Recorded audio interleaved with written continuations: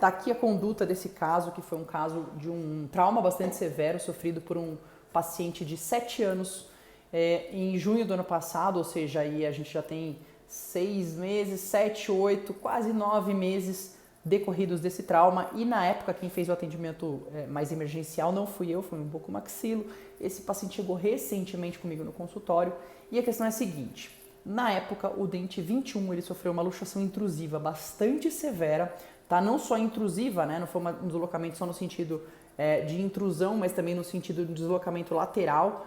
Esse dente 21 ele apresentou então essa luxação lateral ao mesmo tempo, inclusive com fratura de tábua óssea. O atendimento emergencial feito pelo cirurgião bucomaxilo, ele teve aí como objetivo o reposicionamento dos dentes e a estabilização daquela fratura, a esplintagem, né, daqueles dentes ali num primeiro momento. Em seguida, esse paciente ele passou por atendimento com endodontista e foi diagnosticado necrose nos dentes 11 e 21 e foi optado por realizar um tratamento endodôntico em ambos. Aí eu pergunto para você, será que nesse caso a gutapercha realmente era o material mais indicado, né? O procedimento, assim, um tratamento endodôntico convencional seria o mais indicado para esse tipo de situação, levando em conta a severidade do trauma e também a idade do paciente? Considerando, né, que você sabe que um trauma, especialmente um trauma de alto impacto em tecido de suporte, né, como é o caso de uma luxação intrusiva ou mesmo uma luxação extrusiva, até culminando aí eventualmente numa avulsão, são traumas bastante severos aos tecidos de suporte. E eles têm uma previsão já, uma previsibilidade, né, com vários fatores aí, se a gente for analisar mais a fundo cada caso, né, várias diferentes variáveis que influenciam, né, um pior ou melhor prognóstico e estão bem relacionados a esse pronto atendimento. O fato é que existe então já uma previsibilidade de sequelas, da ocorrência de sequelas que podem ser mais severas, como é o caso das reabsorções. Então a questão não é nem a necrose em si, mas a questão da reabsorção que pode acontecer, seja ela do tipo inflamatória, seja ela do tipo substitutiva, né, que é aquela anquilose desse dente.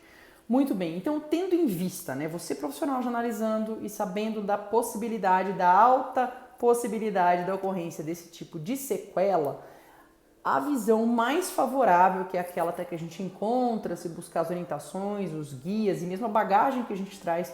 Eu tive a oportunidade de trabalhar por muitos anos no Centro de Trauma da Unicamp e a gente traz uma bagagem e vê resultados, né, melhores quando você lança mão de materiais que contribuam já para trabalhar no sentido de ou evitar essa reabsorção ou, na ocorrência dessa reabsorção, materiais que auxiliem no seu manejo e na sua estabilização, especialmente considerando a idade desse paciente, a pouca idade desse paciente aqui com 7 anos, que se ele tiver uma perda precoce de um desses elementos dentários, até mesmo dos dois, ele pode ter uma sequela muito severa aí de desenvolvimento de maxila, ok? Então, nesse momento, o objetivo, eu falo, não é terminar o canal, mas é prezar pela maior sobrevida possível desses elementos dentários.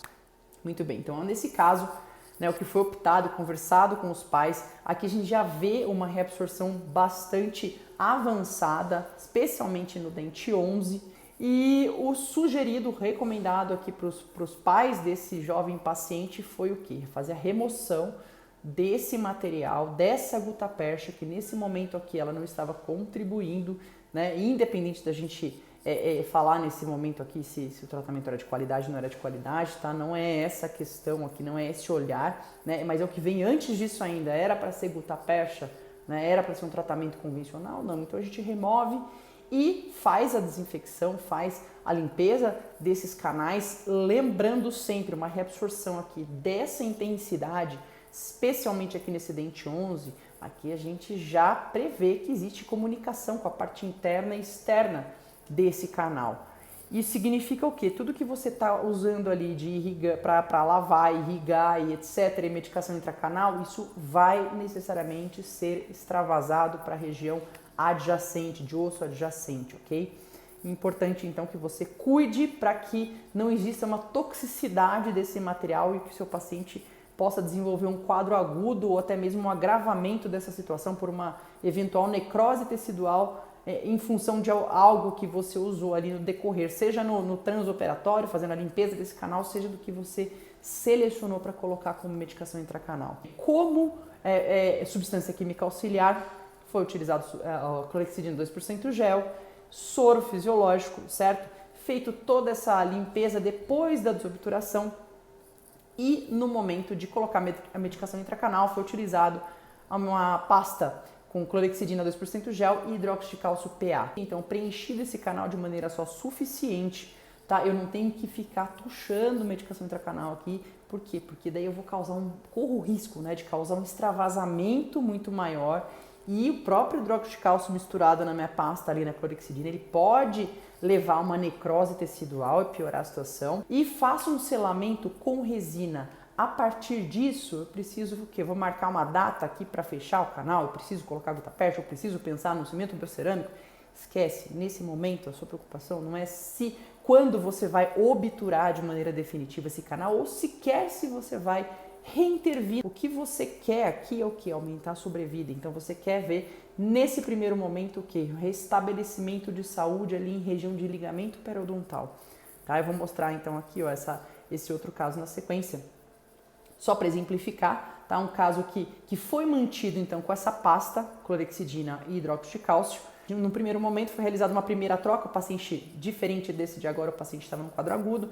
Então a primeira troca depois de uma semana e depois foi mantido, selado esse dente com resina até a gente ver ali que essa reabsorção ela foi estabilizada e mesmo com clorexidina e hidróxido de cálcio, né, sendo uma medicação que a gente sabe que ela não tem barreira física, ela vai ter a sua dissolução ali em algum momento, né, não é uma coisa que vai ficar eternamente ali dentro, mas ela foi o suficiente para promover um meio que permitisse a sobrevida daquele dente. Nosso objetivo aqui nesse momento é isso, ok? Então esquece pressa de se vai trocar, se não vai trocar, você vai fazer um acompanhamento clínico, radiográfico, se basear muito pelos sintomas, sinais que eventualmente apareçam e radiograficamente ver se existe a estabilização e se existe a presença aí de um espaço de ligamento periodontal visível em algum momento, indicando realmente que essa reabsorção ali está totalmente estabilizada e esse dente está em um momento de sobrevida para esse paciente assintomático e permitindo que ele continue o desenvolvimento ósseo dele